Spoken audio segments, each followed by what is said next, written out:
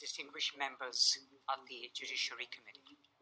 I want to thank you for giving me this opportunity this afternoon to testify in front of you today. I'm testifying on Senate Bill 259, and as you can see, the bill has a long title.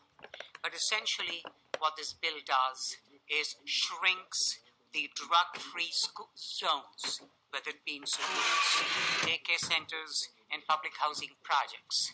Shrinks the drug-free zone from the 1,500 feet to 200 feet. I'm testifying today in opposition of this bill. As we all know, drug epidemic is a big concern for all of us at the state level and, of course, for our nation as well. And I think the message we need to give, responsible that we are for our constituents, for members of our state, regardless of the fact that we are all well aware that no one system is going to be fitting every town, every municipality. We're well aware of that. But regardless of that, the message we need to send loud and clear is that we will not have drugs within that area. We know that. We know how important it is to protect our children, our grandchildren. And for us to say that we can shrink this zone sends, in my opinion, the wrong message. I'm actually appalled that we're even considering shrinking this drug-free zone. Every day, children walk this distance from their various places to their homes. And by shrinking, we are exposing them to the hazards of drugs, which we all know. In a few years from now, my granddaughter, who lives within a walking distance, will be walking that walk. And as a grandfather, and as a state representative, representing the state, I'm very concerned that we will be shrinking this drug zone. I represent the 31st District, Glastonbury, and drugs are a big concern for us in the town that I represent. However, in the most recent survey, which we were all had the opportunity to be present at by the youth services in Glastonbury, we were informed that there is a decrease in the use of drugs in Glastonbury. Music to my ears, music, I'm sure, to each and every one of you responsible legislators that we all are. So for me, for all of us, my concern is restricting the zone, and I hope that we will not be passing this bill, and I request you humbly to oppose Senate Bill 259. Thank you for giving me this opportunity, and if there are any questions from the distinguished members, it would be my privilege and pleasure to try to answer them. Thank you. There are questions. Chairman Fox, Holder-Winfield, and then Senator Meyer. How are you? Thank you. As I listened to the exchange between you and Representative Fox, it seems to me that we would be doing something similar to what's going on in a New Haven, a Hartford, a Bridgeport, and expanding it to the point where there is no area, if we followed that line of thinking, there is no area where there isn't an enhanced penalty.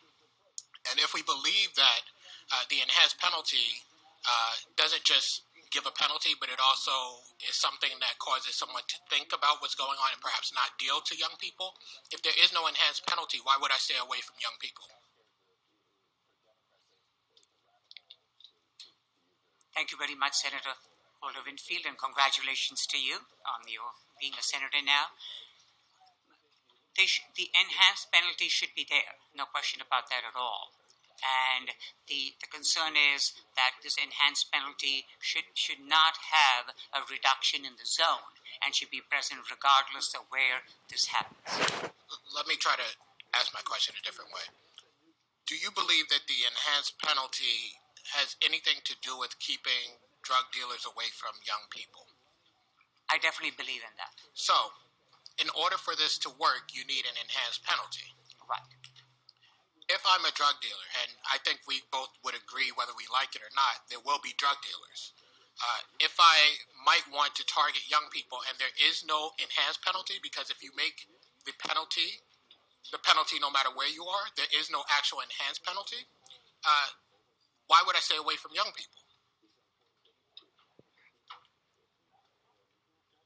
Senator, the way I would look at this is the enhanced penalty should definitely be there. No question about that at all. I'm a firm believer in that. But my concern is reducing that zone. That is what, I mean, the enhanced penalty should be there across the board. And the fact that you are within the 200 feet, gives you the enhanced penalty as opposed to the 1,500. That is my concern. So it should be there in the entire 1,500 feet. Thank you. Thank you. Thank you, Mr. Chair. As I listen to the discussion and I think about the discussions we've had in the past, first, I recognize the concerns of people who are on the other side of the issue from me. And I think as I listen, I hear a desire to do something more for people who are dealing to our young people, particularly around schools and the places outlined in the law. And it seems to me that we actually don't have an issue there, because I think we have laws that deal with that already and already give mandatory sentences for doing so. And even if you try to get around those laws by using a young person to do so, there is a stronger mandatory penalty for that. So I'm not sure actually where the issue with reducing the drug zones is, because even outside of the drug zones, it's my understanding that there would be a mandatory penalty. Do you know if that's true or not? Yes, that's indeed true. It's a mandatory minimum of 2 years. Okay. So I'm not sure what that issue is, and I appreciate that somebody could confirm that for me. And also, could you just speak a little bit to me about what may be going on in other places in the country that might be important to understand? Yeah, thank you, Senator Holder-Winfield, for that question. A lot of focus, understandably, has been on the state of Connecticut, but luckily this would not be entirely a social experiment. Other states have taken similar measures to reduce their zone sizes. In 2011, Delaware went from 1,000 feet to 300 feet. In 2012, Massachusetts went from 1,000 feet to 300 feet. In 2013, Indiana went from 1,000 feet to 500 feet.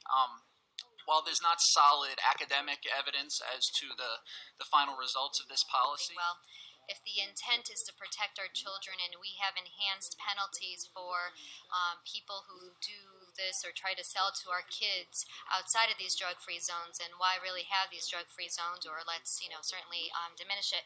And I think that as I was rattling my brain as to, okay, then what are we talking about here? And if the intent were the safe sanctuaries, I think it goes beyond just the children when it comes to these school properties. We have on these school properties teacher interns who are over the age of 18. We have teachers. We have parents and the public coming onto these school properties for a variety of different reasons, whether they're serving as paraprofessionals, volunteers, attending concerts, and things of that nature, that would probably, submit that these safe sanctuaries are certainly not only for just directly any contact with the children, but those around the children, that you want areas that they're not going to be exposed to drug use, drug sales, where there potentially are children around. So I think that would be certainly a distinction why we would want to maintain some type of enhanced penalties in these type of environments, opposed to, again, outside of these environments. So I just wanted to, I thought it was a very good question that was posed earlier, so I was just kind of thinking out loud, and I thought I'd certainly share that, again, just as a possible explanation as to then why we do have this in addition to the enhanced penalties outside of these zones when it comes directly to children under the age of 18.